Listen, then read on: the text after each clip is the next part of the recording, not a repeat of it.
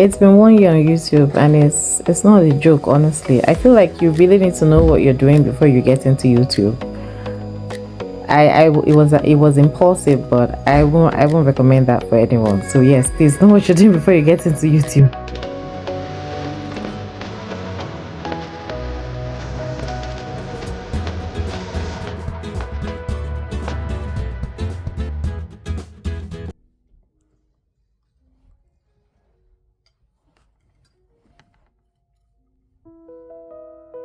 Hey there, welcome to another vlog.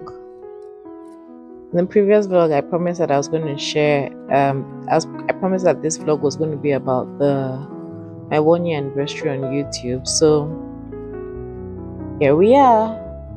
I'm going to share clips of days in my life, really. The Rosary of the Seven Sorrows of the Blessed Virgin Mary. Having a quick lunch, My God. taking down my braids, washing my hair, the products that I use for my 4C hair, putting away groceries that I got for the family, my entire family of 6, showing you what exactly I bought. Like, the inflation is hitting hard. In this video, in that particular section, you will see that I think the total bill is about $200 and something. So I'm averaging about 200, or we're averaging as a family about $200 to $250 weekly on groceries. And this doesn't really include protein, like the main protein, because we go and buy like chicken and goat meat and beef and turkey in bulk. We try to do that like once every 3 months or once in a quarter. So any protein you see, like the eggs, the chicken breast or turkey thighs or anything you see, is just stuff that we eat weekly. So there are clips of that. Then there'll also be clips of me editing a YouTube video. Yeah. So welcome to this vlog. As I start, I really can't believe that it's me talking about being a YouTuber. My youngest says, "Mommy, but mommy, you're a YouTuber." It's like, hey, it's not a small thing. Like, sometimes I think about it, I'm like, yes, I actually just woke up in March and I said I was going to start creating YouTube videos. I watch YouTube. Like, I like watching Nigerian content creators. So I woke up, and I think beyond that, I lost my mom a few years ago, and I was camping. I was really struggling to find videos of her. And I also found that, there are things that we'll do. I'll take videos, I'll take pictures actually, but it's like I'm not able to create a timeline, and those things happen, and I'm not really able to relieve it. Even when I go through my phone, I find it a bit of a hassle. So I'm not someone who just sits down and starts to scroll through her gallery, and I don't know, that's just not a habit that I have. So all that, and the desire to document my life. And then I also was thinking of having a side hustle. I mean, I see people in different areas, like they have different areas of specialty, like their niche is different. People do fashion, people do lifestyle, people do family content, people do fitness content. I see people on YouTube doing all sorts of things, and I don't know the statistics, so I don't know the ratio of people who make it. Like, when you say make it, people who really earn good money on YouTube versus those who don't. But I mean, I see people with good views. So I'm someone who is entrepreneurial to some extent, So since I came here, I've had different things that I've done on the side. Since we moved to Canada, I've done different things on the side. I had different things. I've done call center work, I've done consulting, different things on the side. So I was like, okay, let's explore this YouTube market, or this YouTube avenue, and see where it would take me. So that was one of the motivations for YouTube too. To be honest, it hasn't looked the way that I thought it would. But when I think about it, I'm not really sure what I thought it would, because I started YouTube it was impulsive. I didn't know I didn't know, I didn't have a good phone. I had a Samsung S21 at that time. Last year was 2025 and I was still using an S21. And I was like, I'm going to start with my phone. I have this really beat up laptop that we bought during COVID because then my daughter wanted to start coding. That's what I'm using to create and to edit the videos. And even with the S21, I didn't know how to use it. So if you go to my initial videos, I used to have it on portrait mode. I didn't know that I could flip. I'm that bad with media stuff. I'm not really good with tech things, like when it comes to video camera and all that. So I didn't know that all I had to do was just to flip the camera to get it in landscape, that YouTube portrait 16:9 mode. That's where I was starting from. So starting from there, and my first video, I didn't even know anything about thumbnail. I didn't know how to edit. I just watched a few YouTube videos. They said it's CapCut. I downloaded CapCut on my laptop and I just jumped into it. If you go back to my first few videos, they're really like, and I'm going to leave them. It's like my history, it's my story on YouTube, and I'm leaving everything there. And also I'm a bit of an introvert. I also didn't want to have my face and my entire family out there. So I know that, it's not typical YouTube content. But I also see people who just have videos about the things that they do. So that was another consideration. So I jumped into YouTube. The first video was a bit of a struggle. My camera quality wasn't exactly the best. I just got an S26 last month. So I used that S21 for the entire year that I was starting on YouTube. Then I rushed to go and get a tripod because I wanted something that would stand, and I found that very flimsy. I couldn't even use it. So I was just holding my videos. Sometimes I joke that if you watch my videos, you get whiplash because I'm moving the camera from one place to another. You can tell that, this person is still starting. But that too is okay. So, I got into it. Got CapCut, I would watch a few videos on YouTube about how to use CapCut, and a lot of it was really me just winging it, like just doing it on my own. Like I may not be good with tech, but I'm good at problem solving, so I can find my way around. I may not be doing it the way like someone who has studied CapCut is doing it, and every day I find that I learn. Like in CapCut, you go, how to add music, transitions, stickers, text, effects. There's a lot of things I don't do. I may not be doing the effects well, how to overlay a video on another video. Those are things that I had to figure out on my own, because I watch a video, I'm like, how did this person do it? And I go and I tinker around in CapCut, and I'm like, okay, that's how it happens. Then even uploading on YouTube, the YouTube platform, like learning how to, do YouTube. Do you know that it was 2 weeks ago that I figured out YouTube? YouTube has, I think it's called editors or something. I can't even remember the name, but you can actually go and edit a video, because there was some content that I wanted to take out, and the plan was to go back to CapCut and edit it in CapCut, then come and re-upload it. Then I went into YouTube. I don't even know how I got there. And I figured that, there's somewhere where you can actually edit videos. It's very slow, but it works. So those are the kind of things that I'm still learning. The analytics.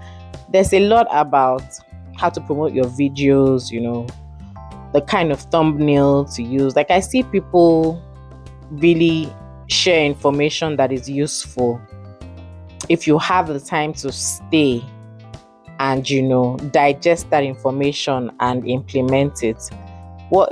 Another thing I struggle with is time. I was not informed that it takes this long to make a YouTube video. It's easy to put the video on your phone, but to move it to CapCut, to join it together, to put the music, then to move it to YouTube, do all the things you need to do, put a title, like wait for YouTube to do the screening. These things take time. See, when you see a YouTuber who is consistently churning out videos, I have a different type of respect for YouTubers now. Like, I respect them, I give them salute, because this is not a joke.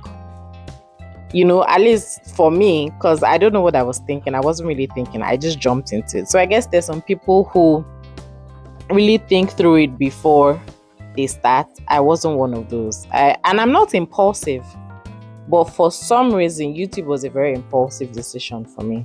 And I did it and I'm liking it. Like, I'm not someone... I've struggled with conversations a lot, I'm always in my head. I like solitude to some extent. Like, I have friendships, and I have good conversations with my friends, but I find that talking to people that I'm comfortable with versus meeting new people and, expressing myself with new people is a bit of a struggle. And also, like, speaking with people here, to be honest, I miss social cues. I don't know what that is, but if they're talking, I find that when Canadians are talking, like, they have like they make little comments that, is part of their culture or part of their history or part of like shared things that they would know. And they're very quick with their comebacks. They're very quick with like, someone is saying something, someone is giving another example, I need the information you're passing to me to settle. I need to be able to comprehend it before I can give a quick comeback like that, like I can quickly respond. So it takes me like a second or two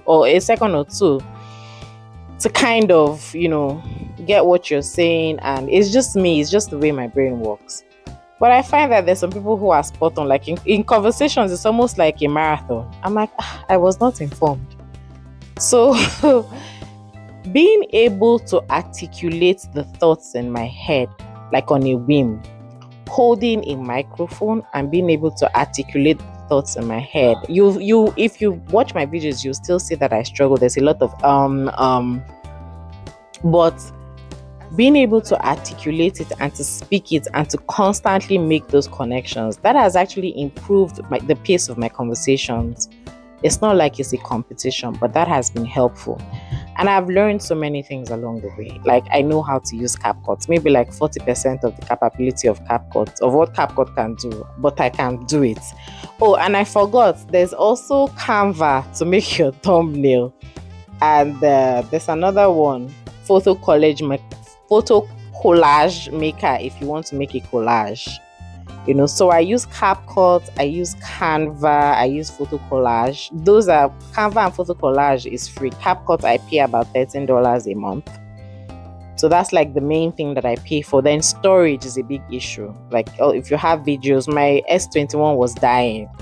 So having this S26 with like ample storage, I'm like maybe 20% of my storage. I look at it, I'm like, wow, I've been suffering all these years.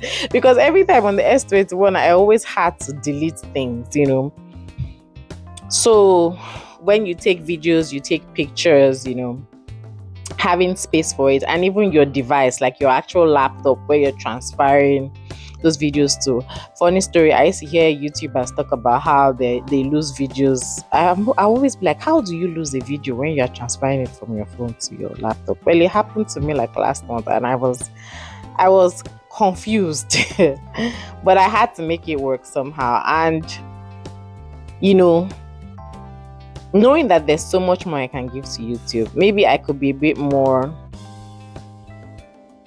I could project manage YouTube, to be honest. So manage, the content, type of content, like at the beginning of the month, know the kind of content I want to put out, have a schedule for the week, and kind of build content around that. But I'm still very ad hoc. Well, not even ad hoc. I'm still very organic with YouTube. Like, if something is happening in my life, sometimes I even forget that, this is YouTube content,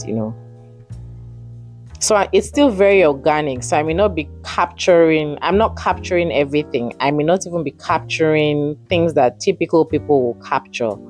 I capture things that are interesting or things that are routine when I remember to capture them. So I'm not like building for YouTube or creating or curating for YouTube. And I know that, there's also a bit of that with some YouTubers that have done it over a while. So going forward, what I'm hoping to do with YouTube is to be a bit more consistent. I'm hoping for monetization, but I'm also being patient with myself because it's slow. I have less than 10,000 views. I have only 32 subscribers, and I'm still getting less than 50 views per video. I don't know, is there a setting I should be turning on? Is there something I should be doing? I just haven't had time to actually think through that and figure out, what I want to do with it, because there's also the life, my daily life. There's my family, there's the work, there's, herding children around. There's even me, just being me, just trying to, be me, grow mentally, grow career-wise, grow spiritually. Like, that's a concrete goal of mine. So I'm also trying to kind of manage things and manage expectations and not put unnecessary pressure on myself when it comes to YouTube. I want to enjoy this. I want to enjoy it. I don't want to be under pressure, and I want to be here for a long time. So I would like to take my time to build a community that will stay with me, hopefully. And maybe, I don't know, will it stop? Will it only be parasocial relationships, or will things move out from YouTube to real life? Who knows? I'm leaving that to God. But this is where I am in YouTube. After a year, I still have under 50 subscribers. I still have under 10,000 views. I'm getting better with, the content. I know that maybe I'm at 25% when I look at other people who are doing so well when it comes to like the kind of things, the kind of videos they put out. I'm pretty sure that the apps that I'm using, I'm not using them at capacity, but that will come with time. Like I said, I'm here for the long haul. I'm going to try to be consistent weekly, posting videos, and really just documenting my life, because that's also very interesting. I don't even know the number of times I watch my own videos, but I'm really enjoying that. So that's it for YouTube. I hope you enjoyed this video, and I pray that our Mother Mary will cover us under her mantle of love and protection. Feel free to share any thoughts and drop your comments. If there are things you think I should be doing differently, please let me know. I'm still a newbie in this, but like I said, I'm here for the long haul. So thank you so much, and enjoy the rest of your week, month, year. Bye.